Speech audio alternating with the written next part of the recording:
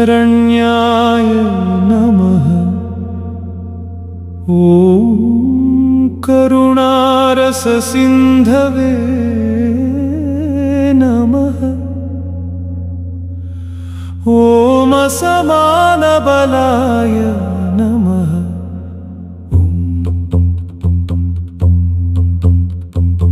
ॐ आर्तरक्षकाय नमः। ॐ आदित्याय नमः। ॐ आदिभूताय नमः। ॐ अखिलागमवेदिने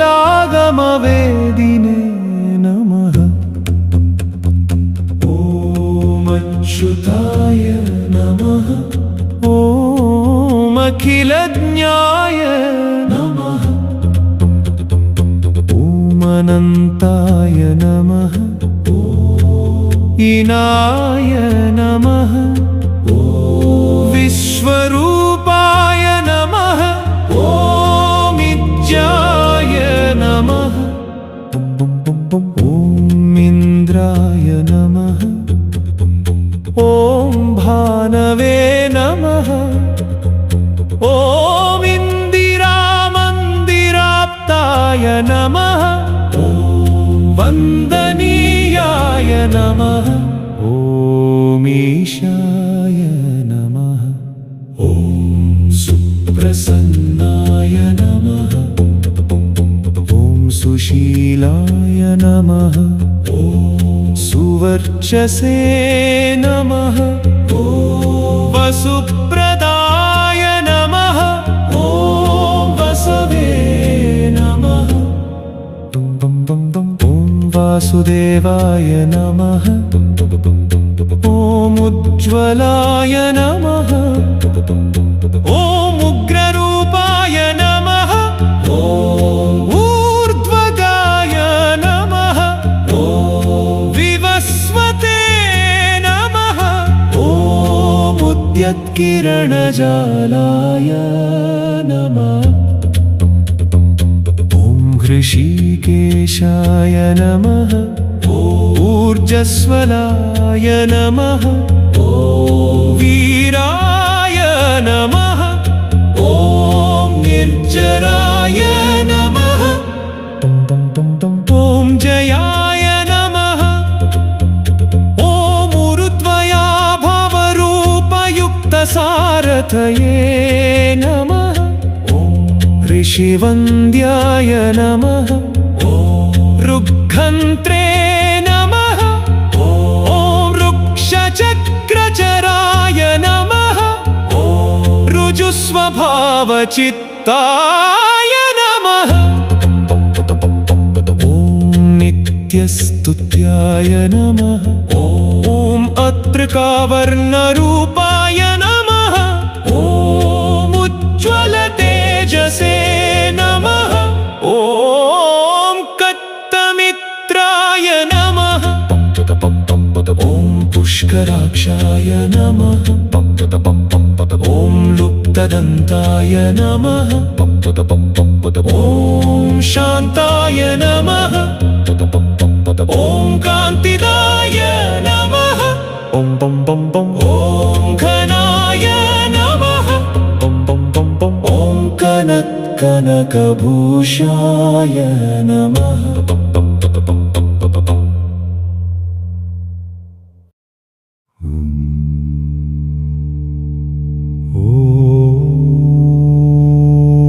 खद्योताय नमः। ॐ लूनिताखिलदैत्याय नमः। ॐ सत्यानन्दस्वरूपिणे नमः। ॐ अपवर्गप्रदाय नमः।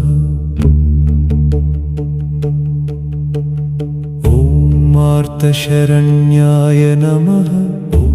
एकाकिने नमः। भगवते नमः। ॐ सृष्टिस्थित्यन्तकारिणे नमः। ॐ गुणातीताय परमात्मने नमः।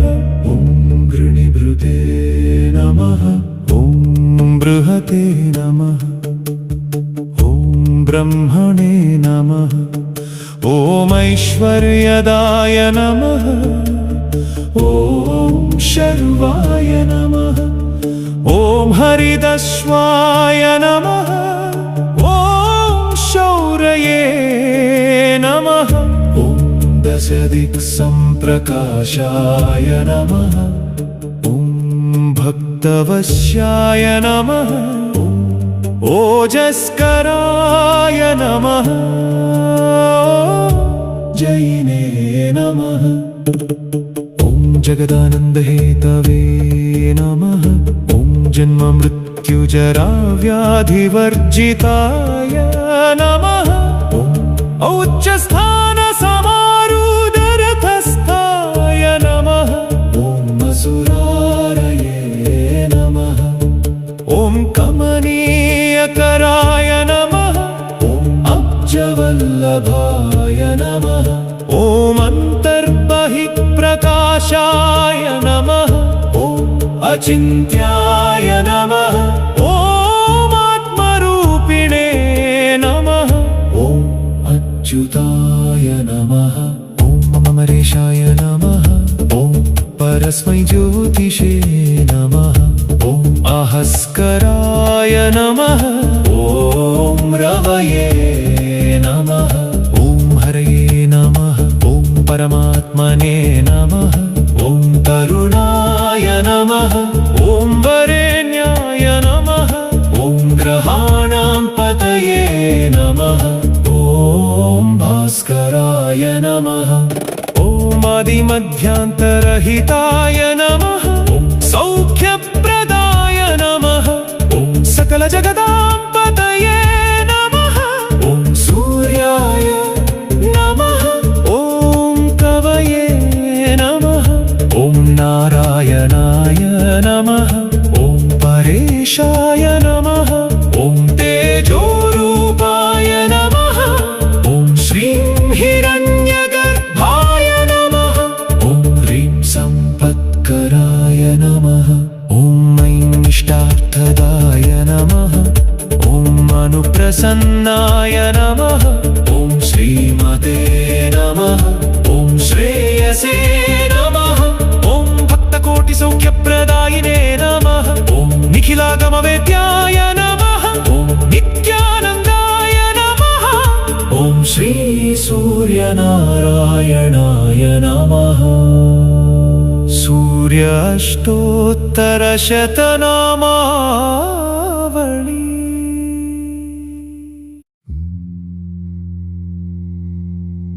ॐ अरुणाय नमः। ॐ शरण्याय नमः।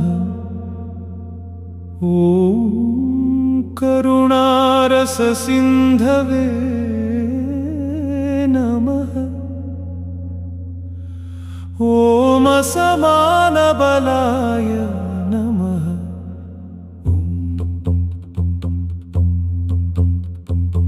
ॐ आर्तरक्षकाय नमः। ॐ आदित्याय नमः। ॐ आदिभूताय नमः। ॐ अखिलागमवेदिने नमः। ॐ अच्युताय नमः। ॐ अखिलज्ञाय नमः। ॐ अनन्ताय नमः। ॐ ईनाय नमः। ॐ विश्वरूपाय नमः। ॐ इज्जाय नमः। ॐ इन्द्राय नमः। ॐ भानवे नमः। ॐ इन्दिरामन्दिराप्ताय नमः। ॐ वन्दनीयाय नमः। ॐ ईशाय नमः। ॐ सुप्रसन्नाय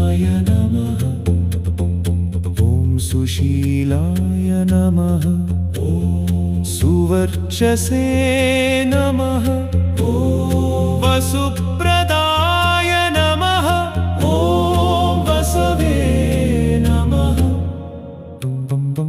ॐ वासुदेवाय नमः ॐ उज्ज्वलाय नमः ॐ उग्ररूपाय नमः ॐ ऊर्ध्वगाय नमः ॐ विवस्वते नमः ॐ उद्यत्किरणजालाय नमः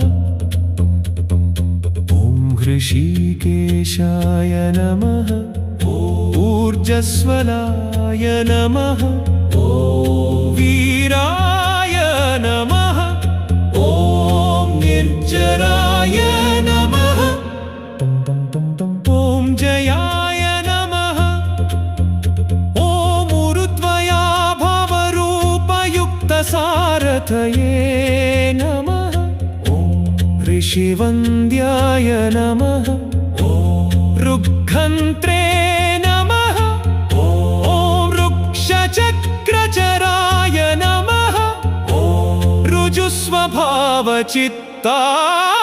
नमः ॐ नित्यस्तुत्याय नमः ॐ अत्रिकावर्णरूपाय नमः ॐ उज्ज्वलतेजसे नमः ॐ कत्तमित्राय नमः ॐ पुष्कराक्षाय नमः ॐ लुप्तदन्ताय नमः ॐ शान्ताय नमः ॐ कान्तिदाय नमः ॐ घनाय नमः ॐ कनकभूषाय नमः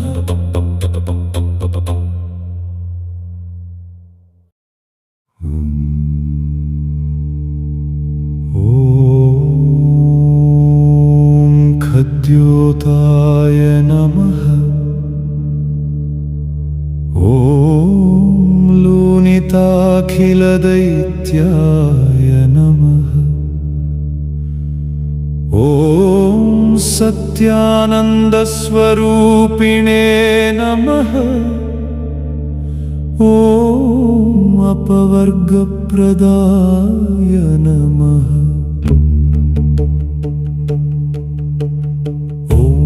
आर्तशरण्याय नमः एकाकिने नमः भगवते नमः ॐ सृष्टिस्थित्यन्तकारिणे नमः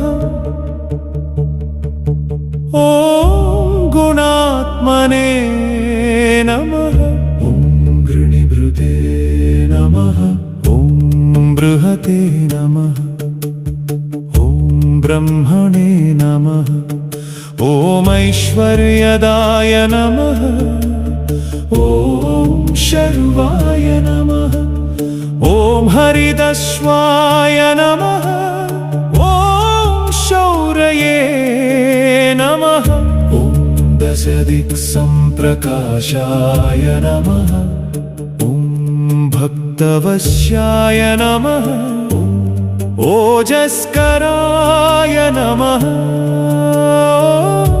जैने नमः ॐ जगदानन्दहेतवे नमः ॐ जन्ममृत्युजराव्याधिवर्जिताय नमः ॐ उच्चस्थानसमारूढरथस्थाय नमः ॐ असुरारये नमः ॐ कमनीयकराय नमः ॐ अब्जवल्लभाय नमः ॐ अन्तर्बहिःप्रकाशाय नमः ॐ अचिन्त्याय नमः ॐ आत्मरूपिणे नमः ॐ अच्युताय नमः ॐ अमरेशाय नमः ॐ परस्मै ज्योतिषे नमः ॐ अहस्कराय नमः ॐ रवये नमः ॐ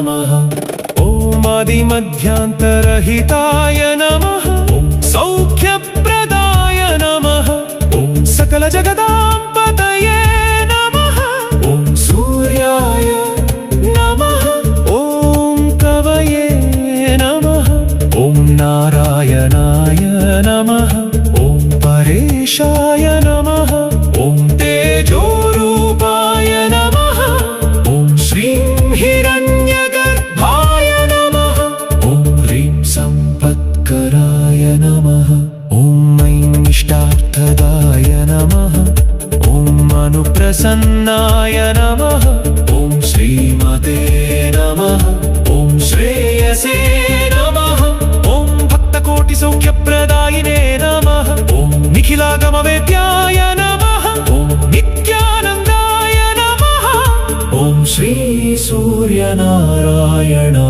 नमः सूर्य अष्टोत्तरशतनामावली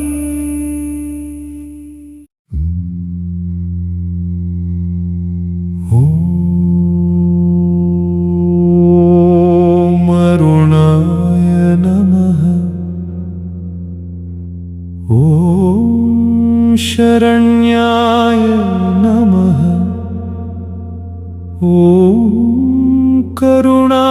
करुणारससिन्धवे नमः असमानबलाय नमः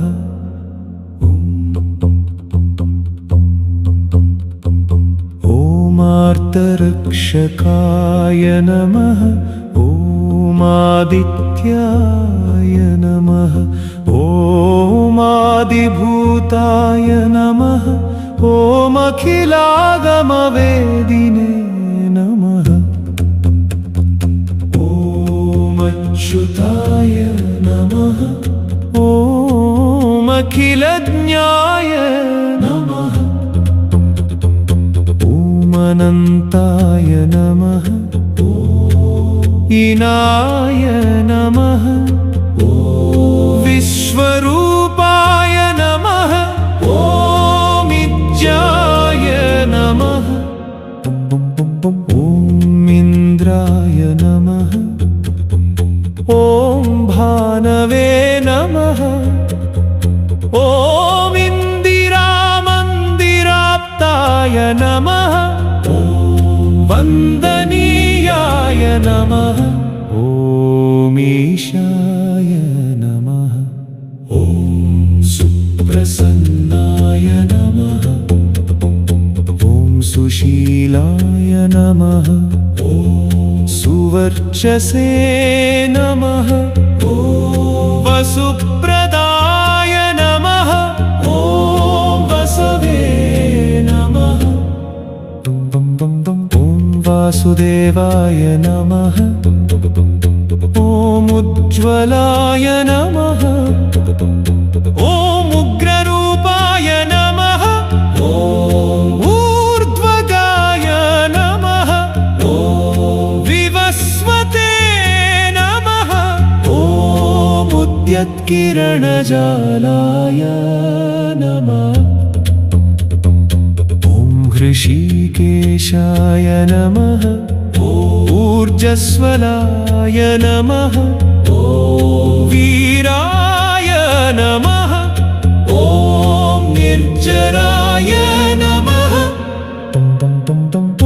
जयाय नमः ऊर्ध्वया भवरूपयुक्तसारथये नमः ऋषिवन्द्याय नमः ऋग्घन्त्रे नमः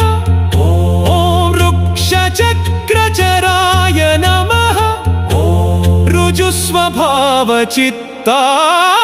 नमः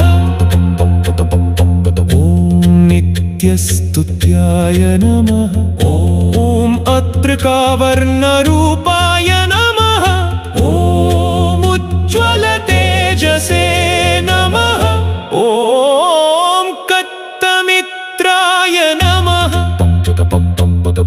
पुष्कराक्षाय नमः ॐ लुप्तदन्ताय नमः ॐ शान्ताय नमः ॐ कान्तिदाय नमः ॐ घनाय नमः ॐ कनकभूषाय नमः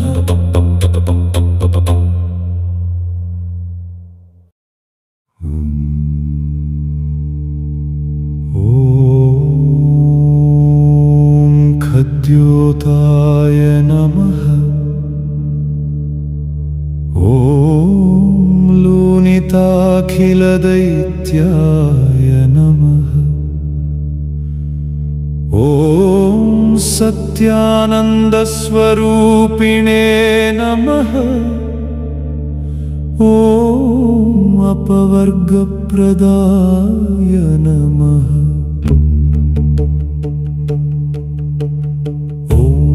आर्तशरण्याय नमः एकाकिने नमः भगवते नमः ॐ सृष्टिस्थित्यन्तकारिणे नमः ॐ गुणात्मने नमः ॐ गृणिभृते नमः बृहते नमः ॐ ब्रह्मणे नमः ॐ ऐश्वर्यदाय नमः ॐ शर्वाय नमः ॐ हरिदस्वाय नमः ॐ शौर्ये नमः ॐ दशदिक्सम्प्रकाशाय नमः भक्तवश्याय नमः ओजस्कराय नमः जैने नमः ॐ जगदानन्दहेतवे नमः ॐ जन्ममृत्युजराव्याधिवर्जिताय नमः ॐ उच्चस्थानसमारूढरथस्थाय नमः ॐ असुरारये ॐ कमनीयकराय नमः ॐ अब्जवल्लभाय नमः ॐ अन्तर्बहिःप्रकाशाय नमः ॐ अचिन्त्याय नमः ॐ आत्मरूपिणे नमः ॐ अच्युताय नमः ॐ अमरेशाय नमः ॐ परस्मै ज्योतिषे नमः ॐ आहस्कराय नमः ॐ रवये नमः ॐ हरये नमः ॐ परमात्मने नमः ॐ तरुणाय नमः ॐ वरेण्याय नमः ॐ ग्रहाणां पतये नमः ॐ भास्कराय नमः ॐ आदिमध्यान्तरहिताय नमः ॐ सौख्यप्रदाय नमः